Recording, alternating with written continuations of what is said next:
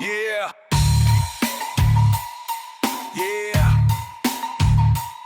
Para sa bawat kabataang lumalaban sa hirap ng buhay, sa pangarap kumakapit.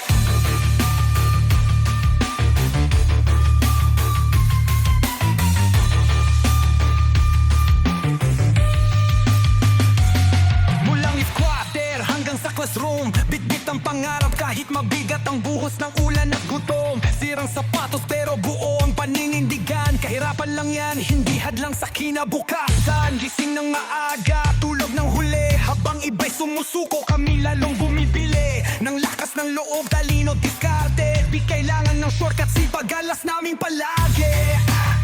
Sabi nila imposible, pero ang kabataan di marunong sumuko, hindi pwede. Sa bawat libro, sa bawat sakripisyo, binubuo namin ng bukas, walang katros, walang preno. Kami ang pag-asa ng bayan, angas sa bawat hakbang.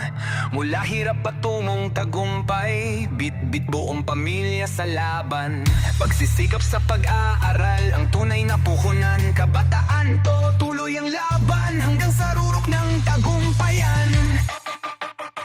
Di lang pangarap, may plano at aksyon.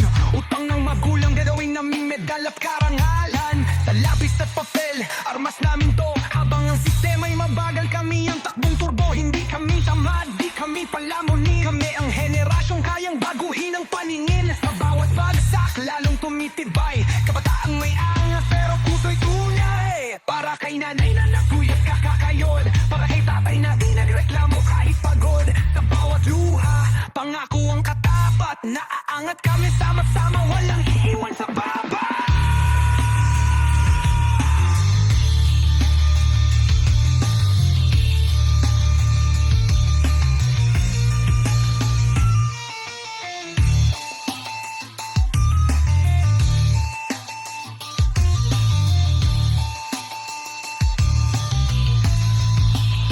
Kami ang pag-asa ng bayan, di lang sa salita, sa gawa at talino, sa sipag at disiplina. Mula hirap patungong tagumpay, tuloy-tuloy ang galaw. Kabataang Pilipino, angas, talino at tapang ang sandata namin ngayon. Hindi kami perpekto, pero totoo ang laban. Kabataan ang susi sa bagong kinabukasan. Sa libro nagsimula sa tagumpay ang wakas. Ito ang kwento namin, kabataang may angas.